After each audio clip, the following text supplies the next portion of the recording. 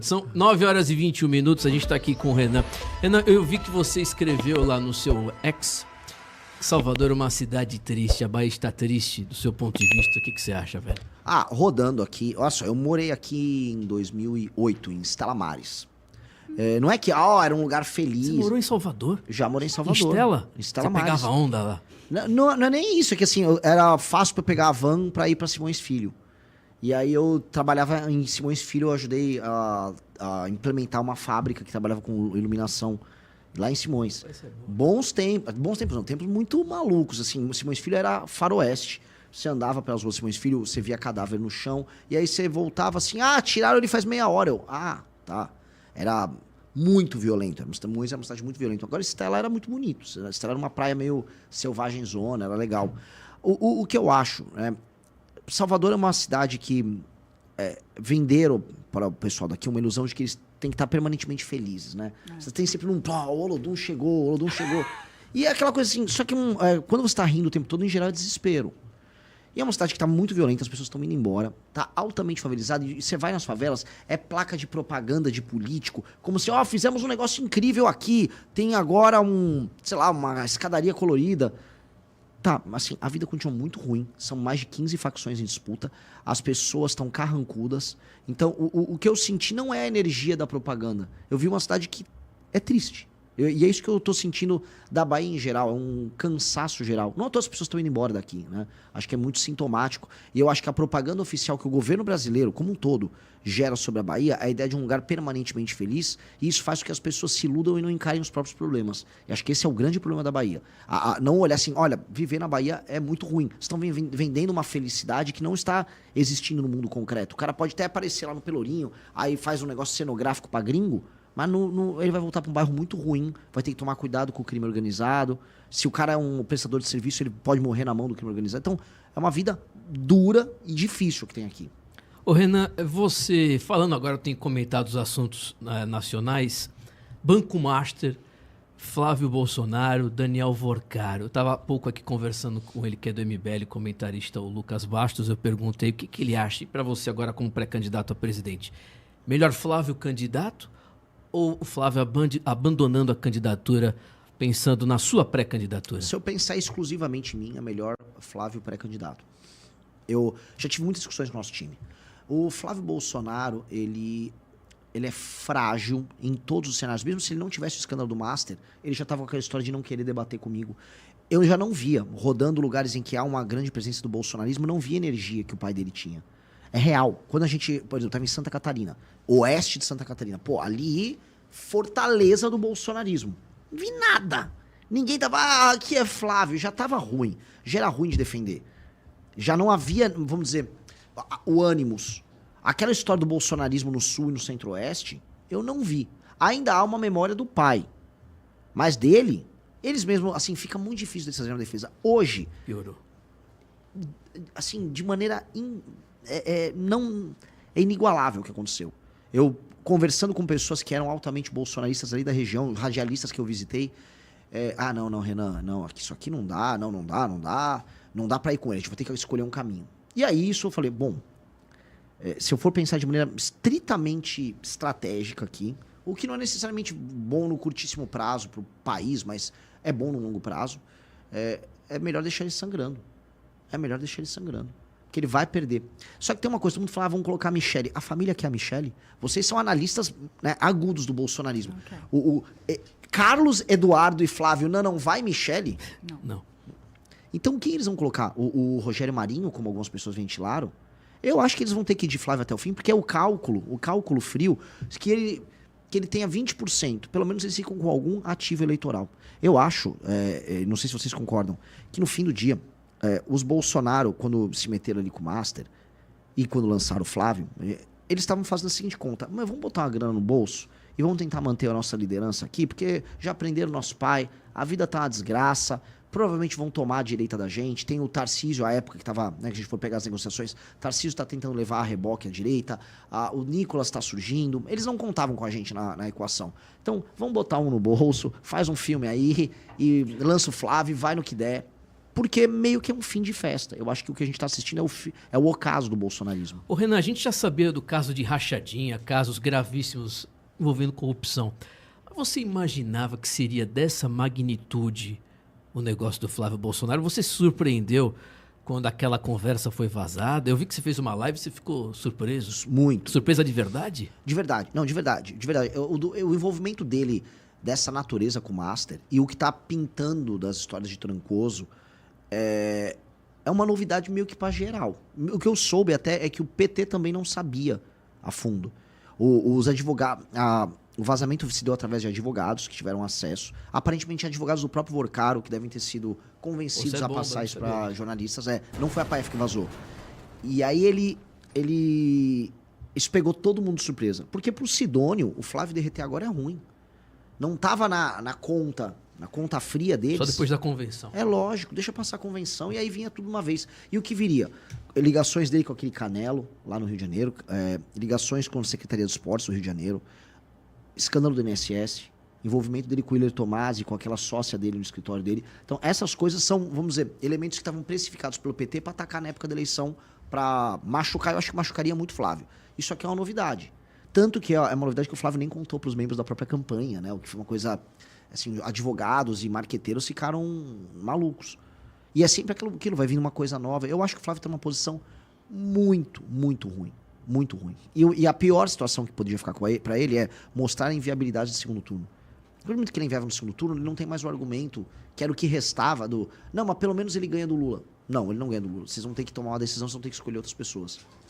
São agora 9h28, a gente está aqui com o pré-candidato a presidente Renan Santos. Renan, você apareceu na Atlas com... agora 6.9. 6.9.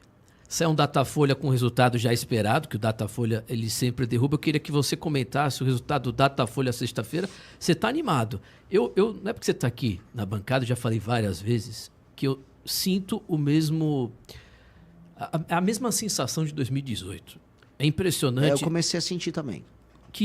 Eu não sei como é que você, na rua, as pessoas falam, mas a gente vê uma parte da imprensa querendo abafar o teu nome, uma parte da imprensa fingindo que você não existe. E a internet... O Bolsonaro era assim em 2018. Ele ia dar entrevista, quebrava recorde de audiência. Não sei como é que está hoje aí no YouTube, mas deve estar arrebentando também de audiência. E o Bolsonaro era assim, crescia e a imprensa fazia de tudo para abafar o nome dele. E você, eu estou vendo a mesma coisa. Você vai nos lugares, dá entrevista, arrebenta a audiência, todo mundo pergunta e os caras da imprensa tradicional, a Amanda do Centrão, dizem, segura o nome dele, segura. Eu vi você falando da CNN, que absurdo, né, rapaz? Lá do Menin, lá eu vi você comentando isso no carro. O cara estava abafando a leitura do seu nome na reportagem das pesquisas, lá na CNN. Olha a loucura. Mas o que você está sentindo? Você está animado? Porque eu tô achando que você... de verdade, tá um fenômeno. Eu também acho. Eu sou muito... A palavra não é humilde, porque eu não gosto dessa coisa do... eu sou humilde. Eu sou humilde. Vou comer um frango com farofa. Isso. Exato. Não é muito a minha pegada, mas eu tendo a achar ridículo toda vez que eu fico me considerando maior do que eu realmente sou. Mas eu comecei a ver coisas que eu não achei... Pô, isso tá normal, isso tá saindo do ponto. Tem um processo que está rolando de apoio e de construção de, vamos dizer, de uma divulgação do meu nome que já não depende da pré-campanha, que está indo pelas pessoas. Eu estou recebendo números, né, de pesquisas e trackings que são contratados localmente. Por exemplo, eu recebi pesquisas municipais do Maranhão. E assim, 9, 11, 9, Caramba, 8, 11. Maranhão? No Maranhão. Poxa. Você acha que é por causa da visita que você Com fez certeza, com certeza. É porque é a primeira vez que alguém vai no Maranhão fazer o que eu fiz. A política local no Maranhão falou, cara, aquilo foi uma revolução. Porque ninguém foi no Maranhão e começou a falar dos problemas do Maranhão. As pessoas vão lá comprar voto no Maranhão. Ou fazer um evento em São Luís. Eu rodei o interior, em Santa Isabel. Eu fui numa rádio, o radialista falou, olha, você foi o primeiro presidente desde o Fernando Collor, candidato, que veio aqui. O outro foi o Jânio. Imagina. Então, assim, é um fato raro. Então, rodar as cidades do interior, falar dos problemas, mexeu com a galera do Maranhão. Porque eles mexem com a autoestima. Pô, esse cara tá tratando do meu problema. Eu existo. Tem um elemento de, pô, eu existo, fala de mim. Não precisa falar bem, fala de mim. E eu acho que tá fazendo sentido. Eu vou fazer Amapá, eu vou fazer Pará na mesma linha. Eu vou nos interiores que ninguém dá bola. Vou fazer isso na Bahia também. Essa viagem aqui é a primeira, eu vou fazer 2 da Bahia. E aí eu vou pegar o interiorzão da Bahia pra pegar aquele meião que é onde o PT faz os Bahia votos é dele. muito grande, né? É. Ô, Luiz Melodia, você teve ontem um evento aqui em Salvador do Rio Vermelho. Ó, Salvador, bota aí na tela, Luiz. Ontem, para quem está no YouTube nos acompanhando, estamos ao vivo, youtube.com/Brado Rádio. Velho, isso em Salvador, uma cidade histórica, tem a história, né? Conhecida por ser uma cidade esquerdista. Domingo no final da tarde, isso foi num bar lá aqui no Rio Vermelho. Tela cheia aí, Luiz Melodia, são 9h31. Isso foi ontem. Um dia de chuva, Timão. Renan, comenta esse evento aí.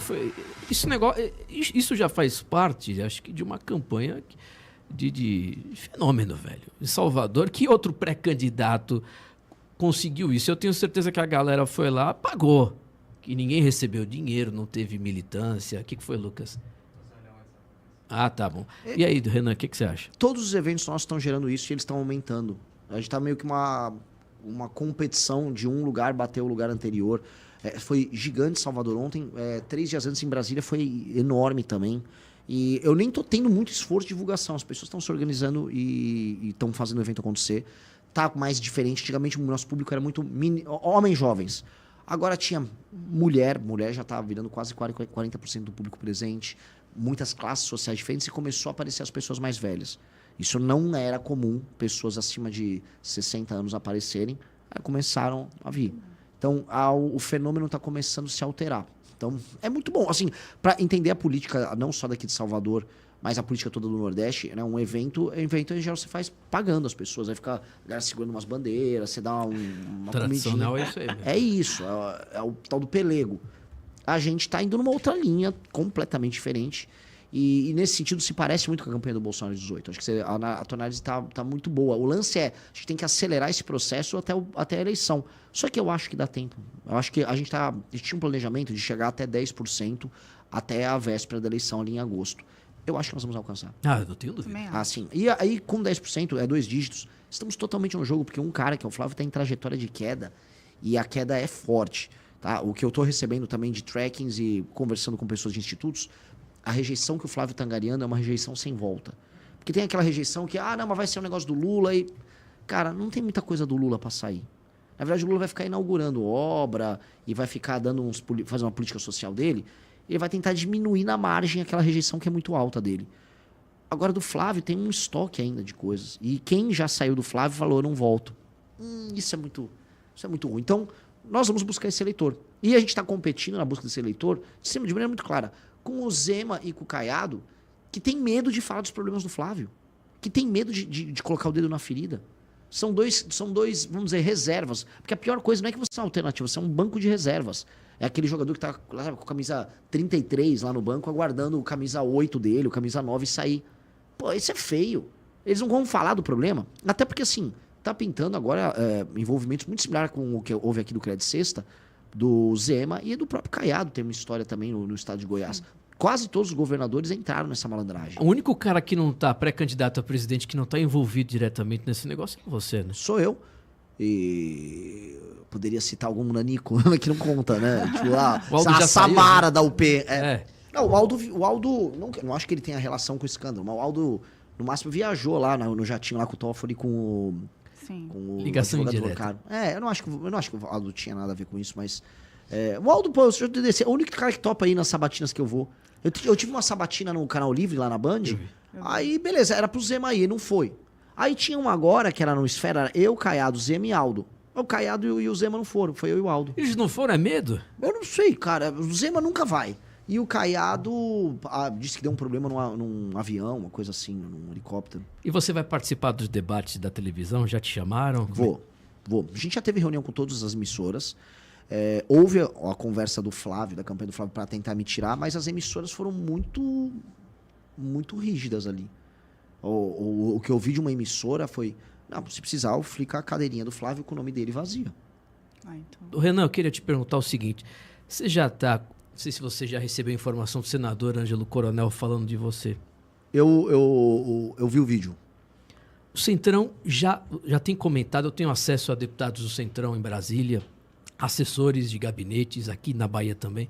Quem é político tradicional já sabe que você está um fenômeno. Sim. Você já tem ciência disso? E não, isso sim. Isso, certeza absoluta. Eu não falo do bolsonarista débil mental, todo É. respeito aos bolsonaristas, mas o sujeito, o político profissional Sim. que ganha dinheiro fazendo, ele já sabe número, ele sabe rede social, sabe audiência, sabe, tem tracking.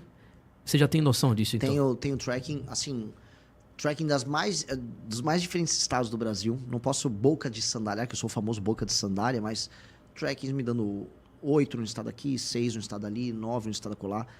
Os trackings regionais, eles estão mais generosos do que as pesquisas oficiais. Até você havia falado da Datafolha.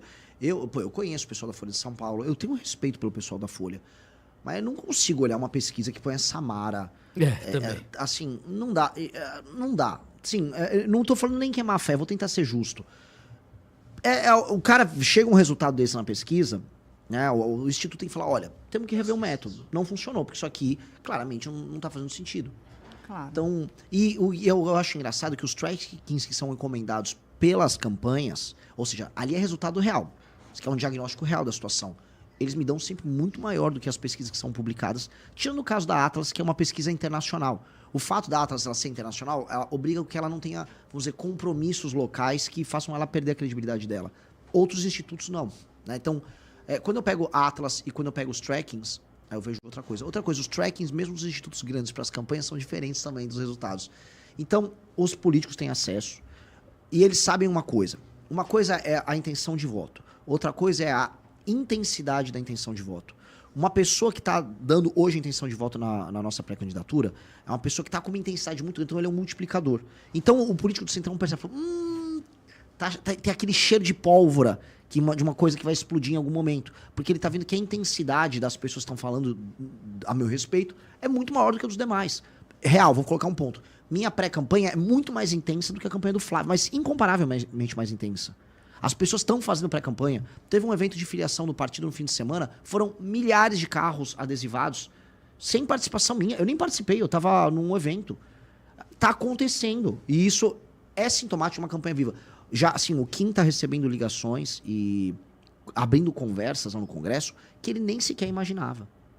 Nem sequer imaginava. Ele falou, Renan... Com pessoas que nunca ligaram para ele não e não ligariam numa situação... Normal. E de regiões das mais assim, tem um deputado do Espírito Santo e outro de Alagoas que quer conversar com o Renan. E, o pessoal lá do Paraná te mandou mensagem que... Não, você precisa conversar com eles. Tem muitas alianças regionais e candidatos a Senado que eles estão olhando assim, o Renan tá crescendo muito aqui no estado e eu já não vou ter apoio de nenhum dos dois principais. Vou pegar essa turma aí pra conversar. Então, os caras estão tentando abrir determinadas conversas com a gente, já entendendo isso como alternativa. Eu acho que isso a gente pode ver daqui umas... Vou botar aqui nos próximos 30 dias, já partidos virem falar em querer fazer vice. A gente vai começar a ver isso porque é da natureza do processo. O político é muito esperto. Se você gostou do vídeo, deixe o like e se inscreva no canal. E não se esqueça, a onça é inevitável.